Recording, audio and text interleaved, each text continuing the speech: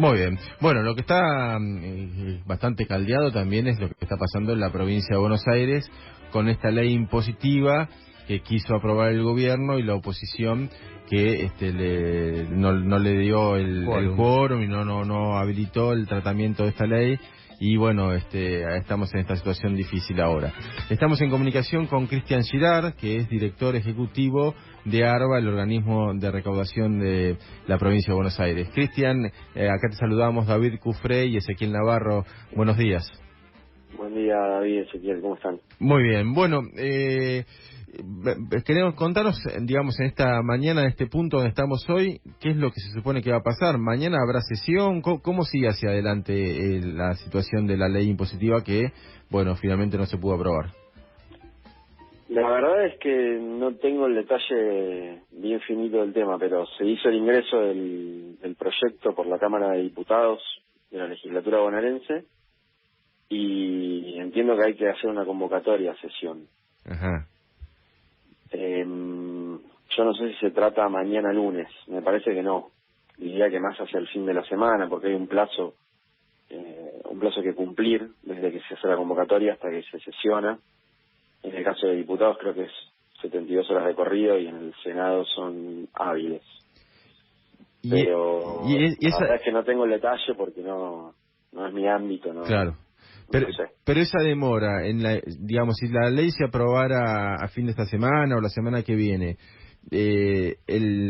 digamos, los cambios impositivos entran a regir inmediatamente o ya esta postergación que se produjo con el fin del año genera algún tipo de costo sobre la recaudación que se pueda obtener con los nuevos impuestos.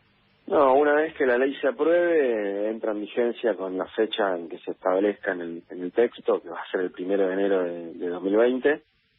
Lógicamente hay cuestiones, hay que hacer las emisiones, digamos, genera una serie de inconvenientes, pero la verdad es que tampoco, si se aprueba en estos días, tampoco es que va a generar demasiado problema económico, O digamos, sea que sí, es es salvable algo financiero, digamos, porque se emite un poco después, las boletas, pero la verdad es que si se aprueba por estos días vamos a estar bien. claro, no es algo que genere un costo ya irreparable. No, la diferencia hubiera sido tenerla antes. Ahí sí, digamos, ya hubiéramos arrancado el año ya con las boletas emitidas. Claro. Bueno, normalmente debería ocurrir eso. No es un fin de año normal, en muchos sentidos, y en este tampoco lo es, pero bueno, no, confío en que si estos días las cosas salen como tenemos previsto, no hay ningún inconveniente mayor, digamos. Que se va a salvar la situación. Ahora, lo que dice, ahí tenemos una diferencia entre lo que plantea la oposición de Juntos por el Cambio y lo que dicen ustedes. Ellos plantean que el aumento impositivo va a generar sobre sectores medios un aumento importante de la carga impositiva. Dice que el 75% de aumento va a llegar al 45% del total de contribuyentes que van a pagar el impuesto. Ustedes están hablando de otra cosa.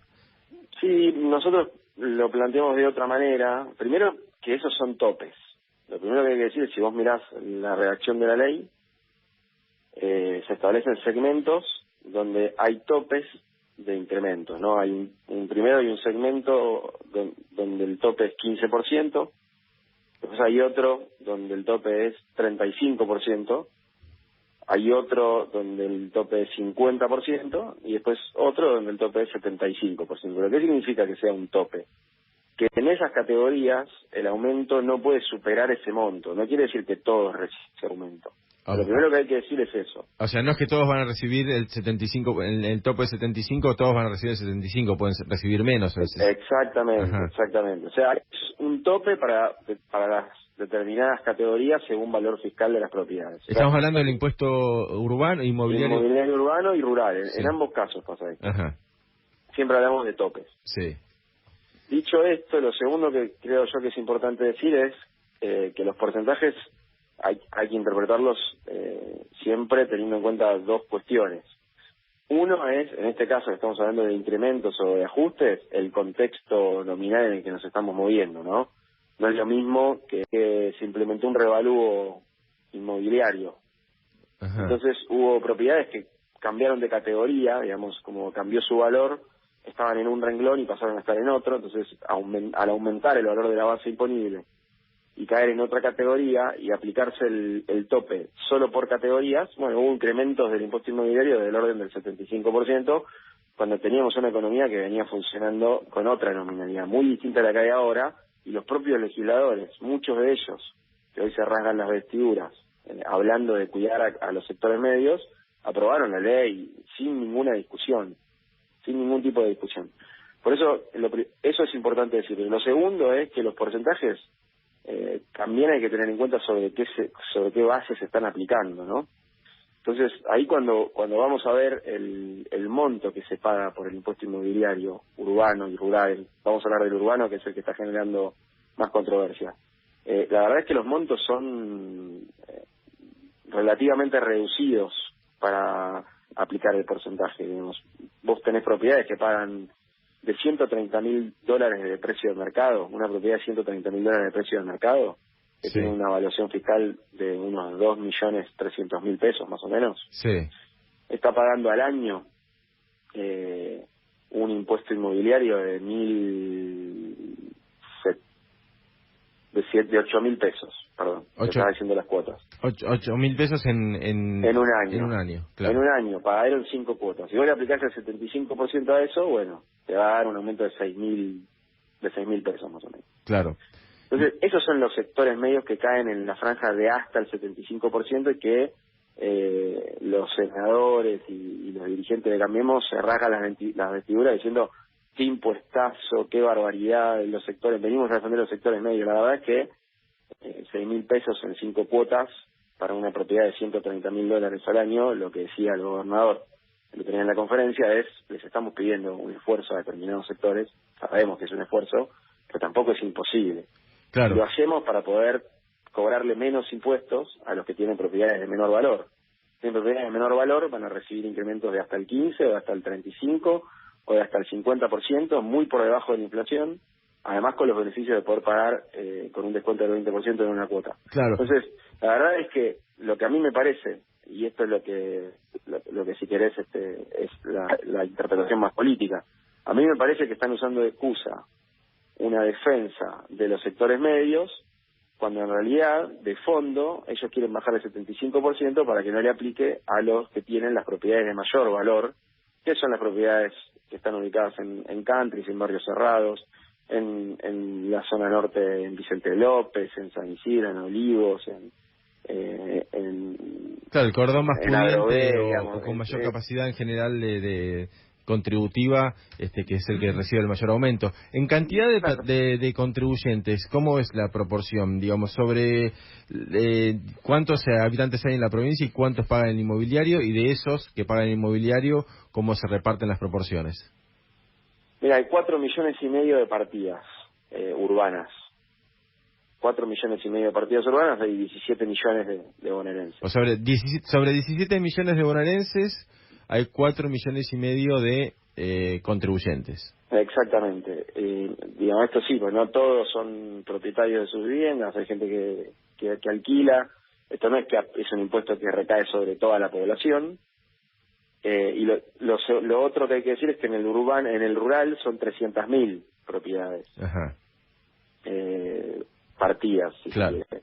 En el caso del inmobiliario rural, el incremento de hasta el 75% solo aplica a un universo muy reducido de 200 partidas, que son aquellas que tienen una evaluación fiscal de más de 3 millones de pesos y más de 2.000 hectáreas. 200 sobre 300.000. O sea, muy acotado.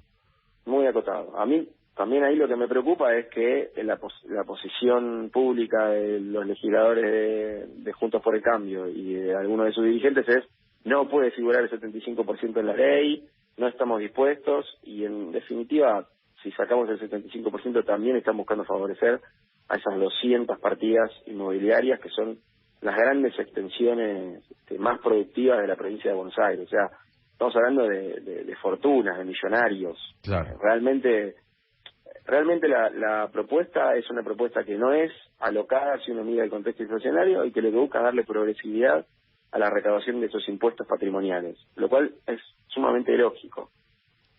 Sí, y sobre todo por la necesidad fiscal de la provincia en un contexto de tanto endeudamiento. Pero, digamos, sobre el urbano, el inmobiliario urbano, este 75%, vos me decías, bueno, hay 4,5 millones de partidas. ¿Cuánto pagarían hasta el 75% de tope?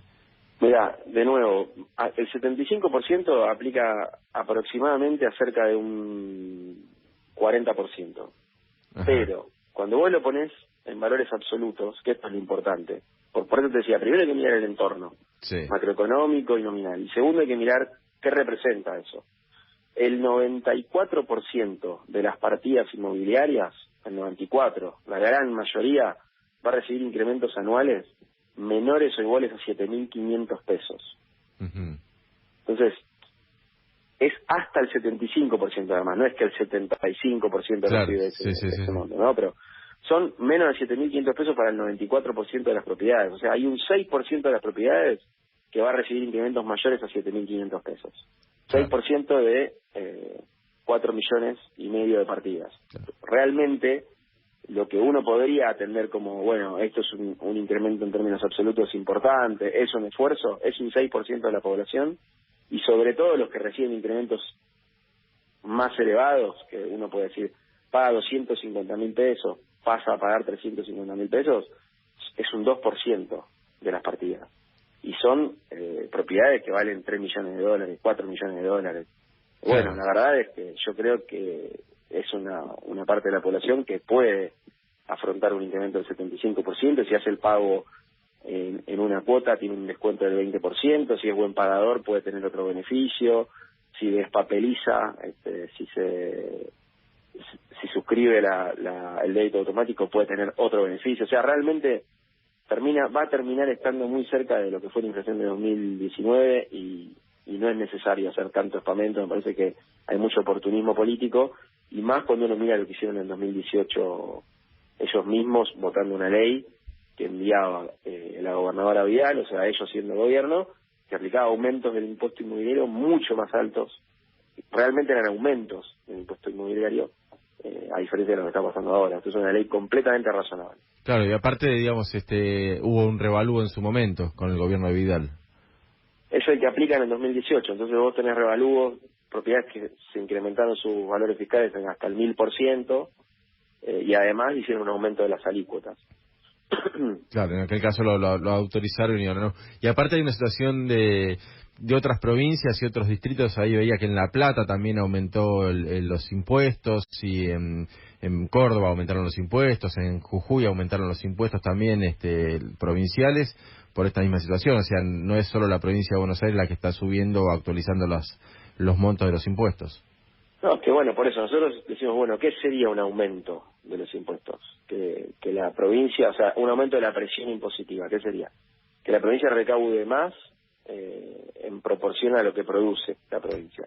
Lo que nosotros creemos es que si con esta ley que estamos proponiendo, la recaudación esperamos que crezca en torno al 44%, que es el número que está hoy el mercado manejando como expectativa de inflación para 2020, la presión impositiva no debería cambiar demasiado en la provincia. Entonces, no es un impuestazo, que de repente la provincia pasa a recaudar 2 puntos más del producto. La verdad que no es eso lo que va a ocurrir con esta ley.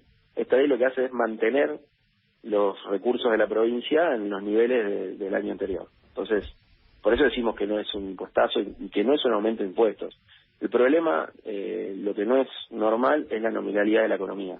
Con una inflación del 55 y una expectativa de 44 para 2020, lamentablemente son estos los números que uno maneja para mantener en términos reales un valor nominal. Claro, pues si no, eso, en términos reales caen los ingresos, y al caer los ingresos cae también la posibilidad de la provincia de hacer obras y atender las múltiples necesidades que tiene de cualquier distrito, ¿no?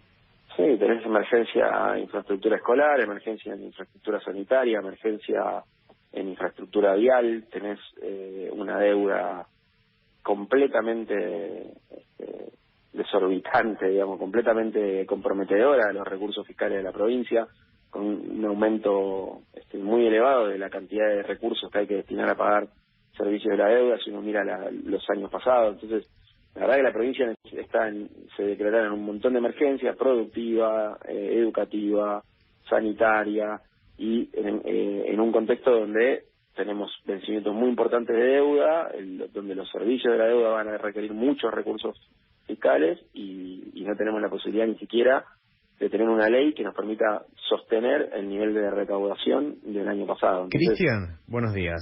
Quería saber si ustedes tienen injerencia con los aumentos que hace los municipios.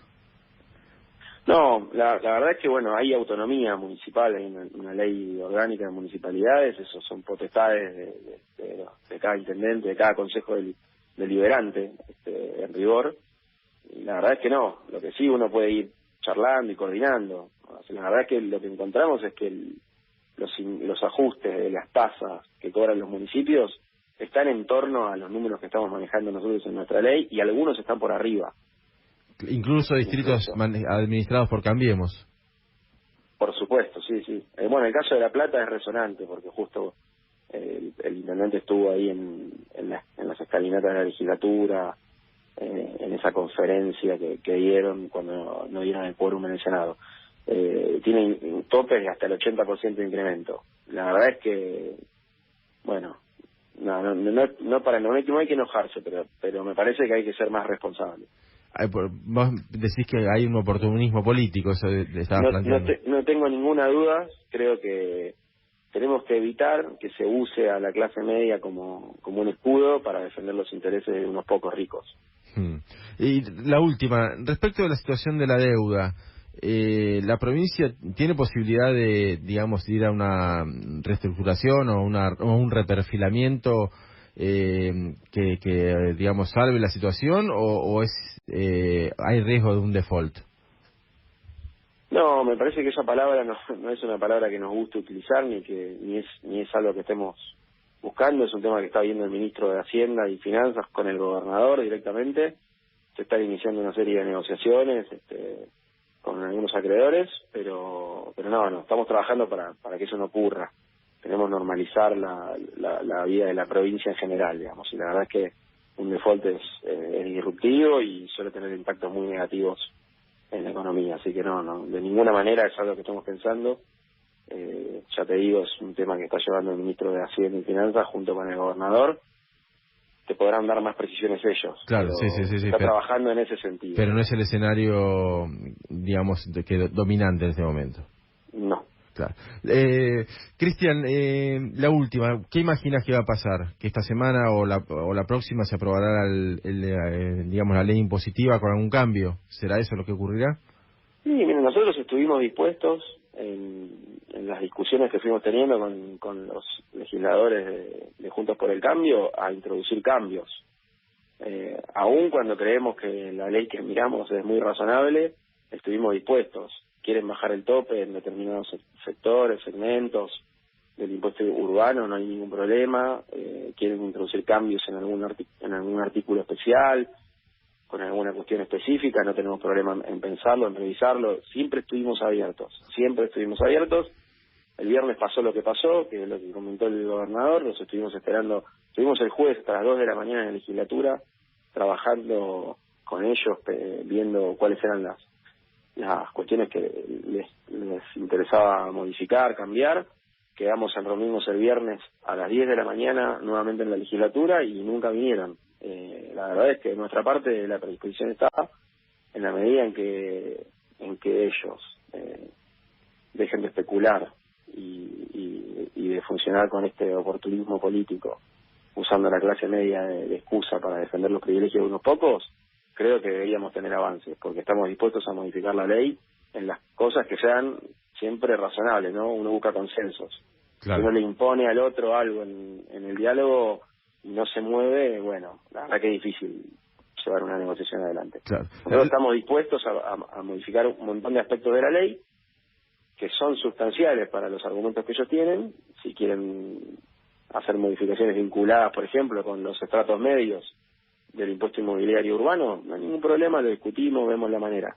Ahora, sacar el 75%, por ejemplo, ¿no?, diciendo que es por defender a los sectores medios, cuando en realidad lo que estás haciendo es sacarle el tope a los segmentos más altos de propiedades más caras de la provincia, y bueno, eso es otra discusión, es distinta, es otra discusión. ¿La ausencia de Vidal, que se fue a París en medio de toda esta discusión, complica las cosas o digamos, Vidal no tiene tanta influencia hoy por hoy en la provincia?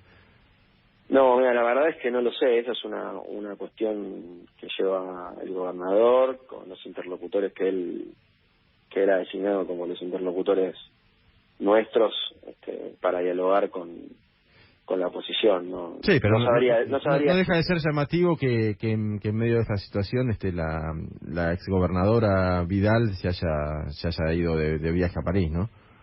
Sí, bueno, el otro día el jefe de gabinete, Carlos Bianco, en un móvil le hicieron la pregunta, dijo, sí, la verdad es que lo que nos está costando mucho es negociar porque no tenemos un interlocutor claro, porque algún día es uno, otro día es otro, pero bueno, yo más que eso, la verdad es que no estoy participando de esas discusiones.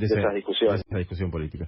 Cristian, muchas gracias por la comunicación y te deseamos un feliz año, un fin de año y un buen 2020. Muchas gracias y lo mismo para ustedes, que tengan un buen año. Un abrazo. Estábamos en comunicación entonces con Cristian Girard, director ejecutivo de ARBA, dándonos la versión del gobierno de la provincia de Buenos Aires de esta discusión.